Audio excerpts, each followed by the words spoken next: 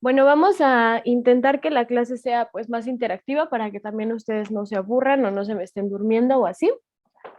Entonces, pues primero vamos a entender o vamos a dar el concepto de qué es la biología. Entonces, ¿qué es la biología para ustedes? O si alguien sabe cuál es el concepto. Toda la diversidad y todo eso. Ajá, Todo lo relacionado a los seres vivos, su evolución, de dónde surgieron, entonces, puede ser, no sé. ok, muy bien. ¿Fuiste tú, verdad, Diego? No, el que hablé fui yo, Miguel Ángel Gallego. Ok. Bueno, a ver, va Diego.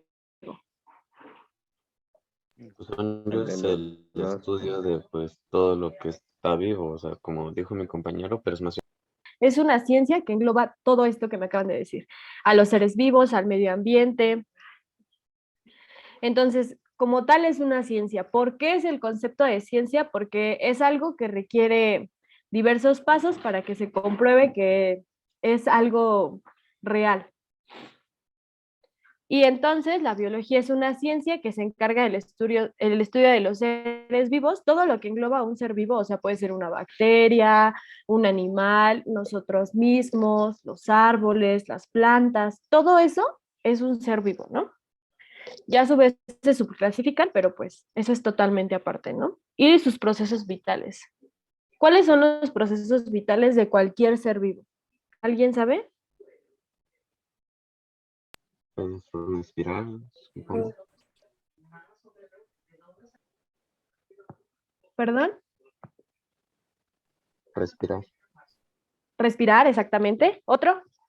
A ver, Miguel. Este, Tomar agua, Ajá. Alimentarse. Ujú, muy bien. ¿Otra cosa? Nutrirse, Ajá, nutrirse entra en eso.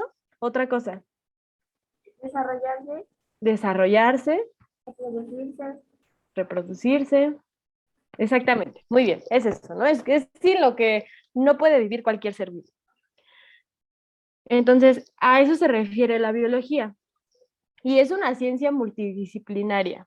¿Por qué es multidisciplinaria? Bueno, porque se apoya a su vez de varias ciencias para poder, pues, llevarse a cabo. Entonces, el término bios significa vida y logos es el estudio. Entonces, la biología es el estudio de la vida. Como les comentaba, es una ciencia multidisciplinaria porque se apoya de diversas ramas, igual de la ciencia, para que se pueda llevar a cabo. Dentro de las más importantes, o sea, son muchísimas, pero les puse nada más las más importantes. Vamos a tener la botánica. ¿Saben a qué se refiere esta? las plantas, ¿no? Exactamente, a las plantas. Botánica es el estudio de las plantas. La zoología, Los De los animales, animales. animales, exactamente. La ecología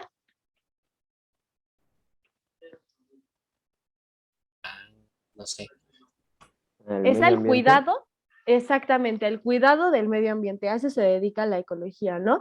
Desarrollo sustentable, maneras de hacer las cosas menos agresivas para el medio ambiente. A eso se refiere la ecología. La genética, ¿alguien sabe a qué se refiere? ¿Cómo se estudia? ¿De qué se trata? ADN y todo eso. Eh, ADN y todo eso, exactamente. ah, A ver, Miguel, ¿qué ibas a decir? sí, igual sobre eso del ADN y las herencias de genéticas, Exactamente, muy bien. ¿Y la evolución? pues, la evolución El de cómo proceso se va adaptando a su medio ambiente y va cambiando para sobrevivir. Exactamente. ¿Quién iba a hablar más? no, nada más que era el proceso de los seres vivos. Exactamente, es propiamente eso, ¿no? Las dos cosas, el proceso de desarrollo, de adaptación y de cambios que va presentando fisiológicamente, es decir, en las funciones y morfológicamente, que es en el exterior. Muchos animales se han tenido que adaptar para poder sobrevivir, ¿no? Y claramente nosotros también, ¿no? Con esto del COVID. Ok. ¿Hasta aquí tienen alguna duda? ¿Quieren que nos regresemos, que revisemos otro concepto de esta diapositiva? ¿O vamos bien? Por mi parte voy bien, maestra. Vamos Ok, bien. va. Cualquier cosa me interrumpen, ¿eh? No pasa nada. tenemos dos tipos de conocimiento, ¿no? Para que se pueda sustentar esto que llamamos ciencia, ¿no? El científico, que es el que se puede comprobar, y el empírico, que se va a realizar por medio de una observación y de la interacción de nosotros mismos o de cualquier ser vivo con el medio ambiente, ¿ok? Es decir, yo pienso que el sol nos nutre a todos, pero yo solamente lo estoy diciendo, no es algo que se pueda comprobar. A eso se refiere el conocimiento empírico. Y el conocimiento científico, ahí es donde tenemos como tal el método científico. ¿Alguien se acuerda cuáles son los pasos del método científico? ¿Tienen alguna idea? Había uno que era la hipótesis, ¿no? Ajá, exactamente. En la hipótesis vamos a plantear como tal a lo que queremos llegar, el conocimiento que queremos obtener. Exactamente, al planteamiento de la hipótesis, a una resolución de la misma y ver si lo que dijimos al principio en base al método científico es comprobable o no. La ciencia es algo que se puede reproducir, por eso es que se puede comprobar. Y bueno, aquí les puse una imagen de pues unos cavernícolas que están diciendo, ¿no? Pues me voy a quemar, que no ves que está ardiendo. Ahí ese tipo de conocimiento, el empírico, se va a referir a básicamente esto, ¿no? A la manera en la que nosotros aprendemos cómo es que suceden las cosas también. O sea, nosotros ya no vamos a la estufa y ponemos nuestra mano, porque tal vez de chiquitos lo hicimos y pues aprendimos que eso no se debería de hacer. Entonces, a eso se refiere. Y ahora sí, vamos a hablar acerca de los pasos del método científico. Vamos a tener una pregunta y la pregunta siempre la vamos a obtener de aquello que observamos. A nosotros algo se nos hace extraño y preguntamos. Entonces, ese va a ser el primer paso del método científico. El segundo va a ser la investigación. Vamos a a darnos esa tarea de saber o de querer comprender qué es lo que vimos y pues vamos a obtener información. La formulación de la hipótesis ahí es como tal el momento en el que nosotros decimos, bueno, no entiendo esto y quiero saber esto. La experimentación, pues vamos así como lo dice el nombre, ¿no? Vamos a realizar diversos experimentos, no necesariamente tienen que ser en un laboratorio o así, no, o sea, únicamente vas viendo el comportamiento de las cosas y así vas a poder llegar al análisis de datos, que es cuando ya identificamos, bueno, esto sí tiene sentido, o sabes que no tiene sentido, hay que regresarnos al principio, o esto no tiene caso que lo sigamos haciendo. Y bueno, el objetivo de la experimentación y de analizar los datos es decir, bueno, esto sí me va a funcionar o no me va a funcionar. Entonces, ahí se refiere a mejorar o rechazar la hipótesis. La pregunta que nos hicimos al principio, ¿ok? Y bueno, las conclusiones es únicamente saber si se cumplió lo que esperábamos o no se cumplió aquello que esperábamos. ¿Ok? ¿Hasta aquí vamos bien? Sí, hasta aquí vamos bien, maestra. Ok, ok. Vamos a hablar ahora sí acerca de las características de los seres vivos. Esto es algo sumamente importante porque hay muchos que comparten estas características o hay muchos que las tienen todas, hay muchos que tienen algunas nada más. Esto es algo sumamente importante, ¿no? La primera es el crecimiento, ¿no? Como ustedes lo decían. Y este se va a referir al aumento del tamaño celular, del número de células de los seres vivos o pueden ser las dos. Aumentan de tamaño, pero también como aumentan de tamaño necesitan más células, entonces empiezan a formar más y más y más. Y por eso es que un organismo puede crecer. Esto va a depender de dos cosas, de los nutrientes que ingiera cada ser vivo y de los límites de cada especie. Es decir, por ejemplo, aquí les puse una imagen de esta rana, ¿no? Es un renacuajo y su límite como especie es crecer hasta este tamaño estándar, como los perros, ¿no? O sea, los chihuahuas, así les des un buen de comida, no van a crecer más allá de lo que su límite como especie lo permita, ¿ok? Entonces esto es algo importante, ¿no? Que lo tengan en cuenta. Dependiendo de los nutrientes de los alimentos y de los límites de cada especie, va a hacer que se lleve a cabo el crecimiento de la misma especie. La segunda va a ser la reproducción, ¿no? Y esto también es algo que ustedes habían mencionado. La reproducción es esta capacidad de multiplicarse, ¿no? O de reproducirse. Y se lleva a cabo en esta misma, se va a llevar a cabo la creación de un nuevo organismo. Y el fin de la reproducción es que la especie no se pierda. Por eso nos seguimos reproduciendo, ¿no? Para que nuestra especie no se pierda. Y bueno, vamos a tener a su vez dos tipos de reproducción, la sexual y la asexual. En la sexual, perdón, vamos a requerir de dos organismos que tengan gametos, ¿ok? ¿Alguien sabe qué son los gametos? ¿Los qué? Gametos. ¿O nunca habían escuchado la palabra? No. Ok, bueno, los gametos son lo que nos define en el sexo de masculino y femenino, ¿no? En el caso de las mujeres, son nuestros óvulos, nuestros óvulos, que están a su vez en los ovarios, ese es nuestro gameto femenino, ¿no? Y el gameto masculino son los espermatozoides, ¿ok?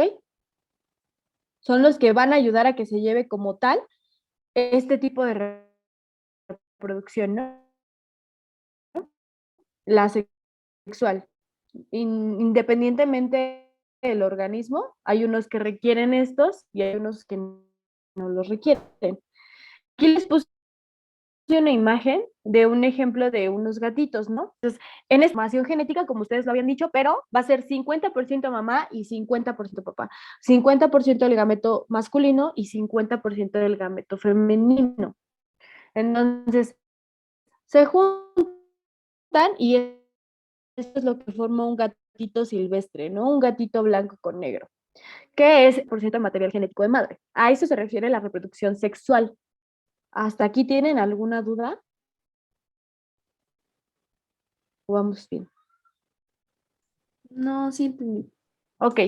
Y la reproducción asexual, esta no requiere gametos, es decir, no requiere de un organismo a su vez con mayor complejidad para que se lleve a cabo. Esta generalmente se lleva a cabo en las bacterias. Y algo característico de este tipo de reproducción es que el ADN es 100% idéntico al de la madre, ¿ok? O sea, una bacteria se reproduce y la bacteria bebé es igual, o sea, tiene las mismas características que la bacteria original, ¿ok? Entonces, ahí el ADN es 100% idéntico. ¿Vamos bien? ¿Puedo cambiar la diapo ya? ¿Cómo era la sexual? Me confundí un poco. En esta no vamos a requerir de otros organismos más complejos. Únicamente lleva a cabo la copia de la información, ¿ok? Las bacterias se reproducen generalmente por este tipo de medio. Ok. Va. ¿Cómo qué animal, bueno, tiene eso o así? La reproducción asexual. Sí.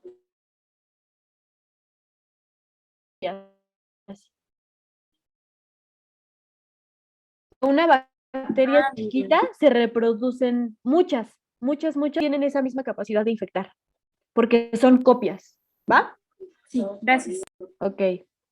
Y bueno, esto se debe a algo súper importante que tenemos que conocer, que es la teoría celular. Estos únicamente son postulados que se van a referir a las características de los seres vivos en base a la reproducción. ¿Cómo es que se puede reproducir un ser vivo en base a esta teoría? ¿Ok?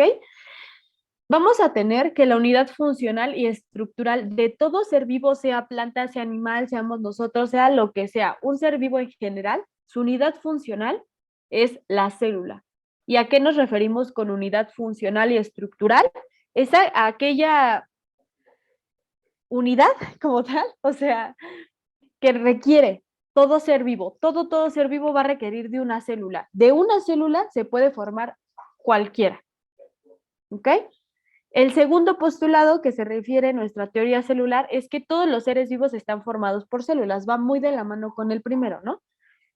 Y el tercer postulado es que nuestras células se van a originar exclusivamente por la división de otras células, que era lo que nos referíamos con el tipo de reproducción, ¿no? con esto. Una célula no se puede reproducir nada más porque se le dio la gana y estuvo aburrido en todo el día y se quiere reproducir. No, tiene que tener un porqué.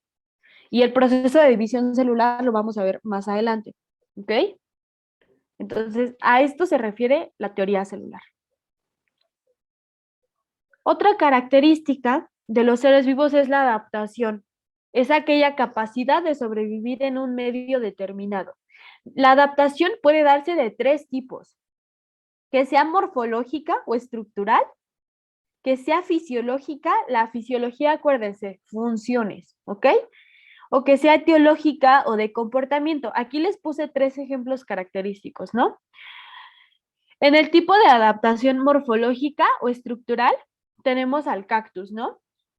Que, bueno, antes este tipo de plantas era consumida por los depredadores, entonces pues estaba extinguiendo y así. Entonces, tuvo que tener una adaptación, cambió estructuralmente y por eso pues tiene espinas, ¿no? Y así ya se defiende porque pues obviamente los animales ya no vienen y se la comen, porque genera un daño en ellos. Entonces, hay adaptación morfológica o estructural, fisiológica. Bueno, antes los animales podían encontrarse únicamente bajo el agua, como los cocodrilos, pero pues había condiciones que no eran tan favorables para ellos y tenían esta capacidad, ¿no? Cambió su fisiología, sus funciones y pudieron salir, ¿no? A la tierra a conseguir su propio alimento, porque pues tal vez en el agua ya no era tan fácil conseguirla. Otro ejemplo claro de este tipo de adaptación son las ballenas, que crecen y se adaptan dependiendo de su medio, ¿no? La etiología, la etiológica o de comportamiento, bueno, aquí les puse un pajarito como medio raro que está inflado. Bueno, este tipo de adaptación se va a referir a aquellas cosas que hacen los organismos que cambia. Por ejemplo, este pajarito es un pajarito flaquito, ¿no? Pero se hace así, se comporta así, se abre y así, raro, porque esto lo hace para reproducirse. Así encuentra una hembra para que se pueda reproducir con él. Y así pues van a seguir manteniendo viva la especie. Entonces, la etiológica o de comportamiento es eso, ¿no? ¿Qué hace que cambie en el animal, pero nada más de comportamiento o de forma, así como este, que es flaquito, pero en la imagen se ve gordito porque así se comporta? Entonces, a eso se refiere este tipo de adaptación. ¿Vamos bien? Ok. Las diapositivas se las voy a pasar, no se preocupen. La irritabilidad. Esta, bueno, era una pregunta del examen y esta cierta, ¿no? Porque la irritabilidad se va a referir a esa capacidad que tienen los seres vivos a tener una reacción ante un estímulo, ¿no?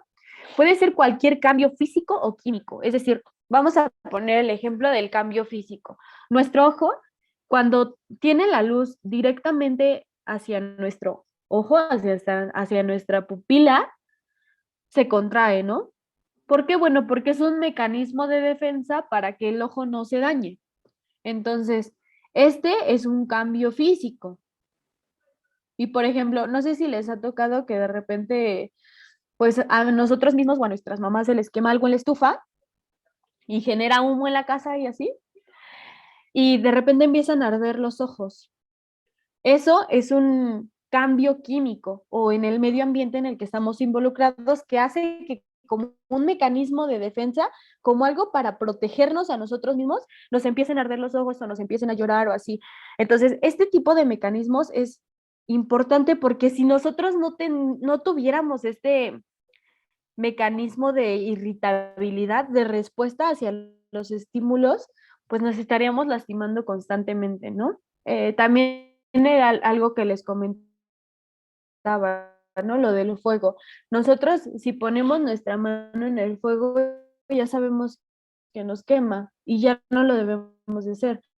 Pero los niños cuando están creciendo tienen que pasar por esa etapa de aprendizaje, eso porque les genera un daño, ¿no?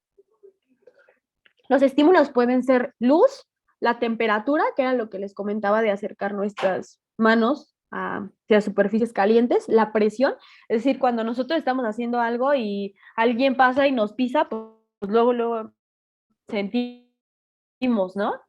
Y nos quitamos. La composición del suelo, agua y aire. También acuérdense de cuando hubo una contingencia ambiental y pues nos decían que mejor no saliéramos coches y todo eso. A eso de adaptación, de sobrevivencia, de curarnos, de no hacernos daño, va a generar algo más en el cuerpo de cualquier ser vivo.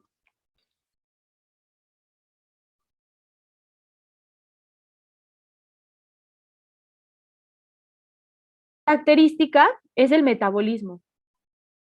El metabolismo es sumamente importante, ¿no?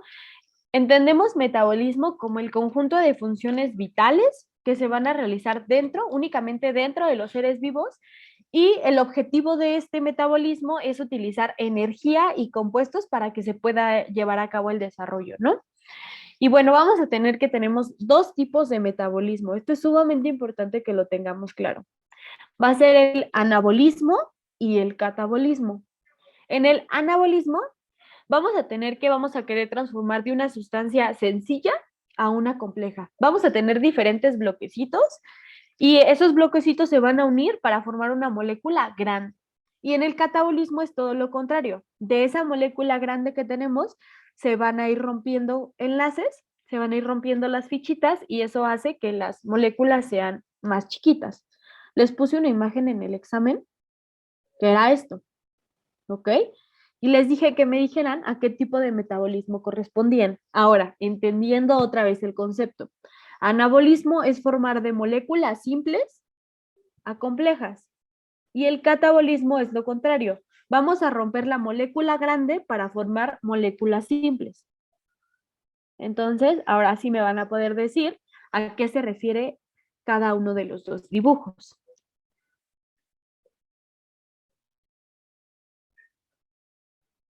El de abajo es el catabolismo, donde es una molécula compleja y pasa a simple. Exactamente. Y el ¿cómo se dice? Anabolismo. Anabolismo es la primera, ¿no? De una Exactamente. moléculas simples a moléculas complejas. Ok, bueno, muy bien, muy bien.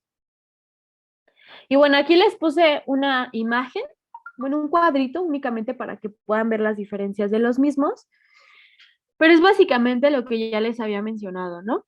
Esto lo vamos a ver más a fondo, entonces no quiero que se claven tanto en esto ahorita, ¿ok? Y bueno, ¿no tienen alguna duda? Terminamos a tiempo, muy bien.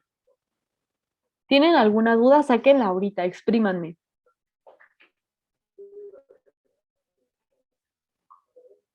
Ok, entonces el catabolismo separa las moléculas y el anabolismo las junta. Exactamente, es eso.